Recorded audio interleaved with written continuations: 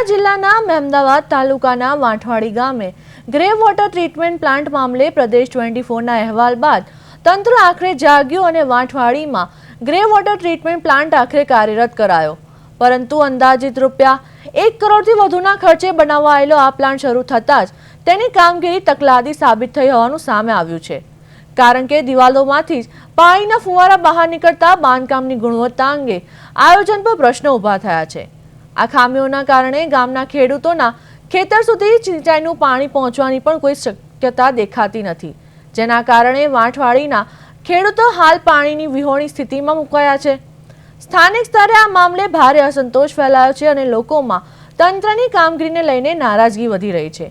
આ દરમિયાન તલાટી અને ઉપસરપંચે મીડિયા સામે ઇન્ટરવ્યૂ આપવાનું ટાળ્યું હોવાનું સામે આવ્યું છે, જેનાથી જવાબદારી અંગે વધુ સવાલો ઊભા થયા છે। અને બીજી તરફ સ્થાનિક ધારાસભ્ય અર્જુનસિંહ ચૌહાણ દ્વારા પણ આ ગંભીર મુદ્દે કોઈ સ્પષ્ટ નિવેદન ન અપાતા તેમની મૌન સ્થિતિ ચર્ચામાં છે।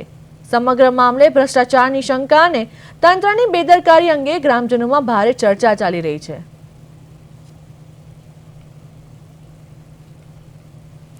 તો ખેડા મહેમદાવાદના વાંઠવાડી ગામે વોટર પ્લાન્ટને કરાયો કાર્યરત। વોટર પ્લાન્ટ શરૂ કરાતા જ કામગીરી સામે સવાલ ઊભા થયા।